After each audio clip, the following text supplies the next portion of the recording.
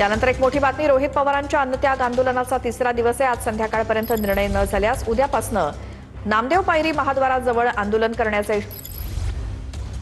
मात्र त्याआधी एक मोठी बातमी येते ती बघूयात। शिर्डीचे खासदार वाकचौरे हे नॉट रिचेबल असल्याची बातमी आपण सकाळपासून बघत होतो। मात्र उद्धव ठाकरेंच्या बैठकीला अरविंद सावंत, राजाभाऊ वाजे दाखल झालेत।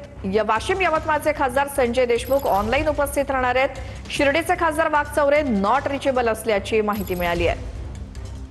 अधिक माहितीसाठी जाऊयात आमचे प्रतिनिधी दिनेश दुखंडे यांच्याकडे। दिनेश, मातोश्रीवरच्या बैठकीला कोण कोण आलंय?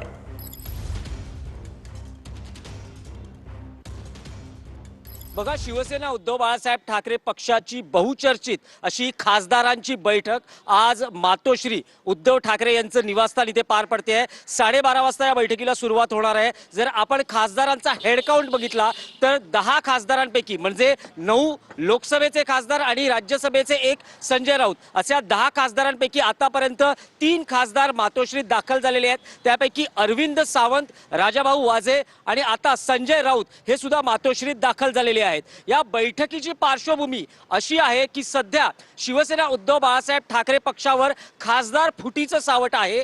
शिंदे शिवसेनेतून नेत्यांच्या, मंत्र्यांच्या रोज प्रतिक्रिया येत आहेत की उद्धव बाळासाहेब ठाकरे शिवसेनेचे 7 खासदार फुटत आहेत। यापैकी 2 बैठका गोपनीय पद्धतीने पार पडलेल्या आहेत। त्यांनी उपमुख्यमंत्री एकनाथ शिंदे यांची या खासदारांनी भेट घेतल्याची वेळोवेळी चर्चा आहे। गेल्या 2 वर्षांपासून ऑपरेशन टायगरची चर्चा आहे।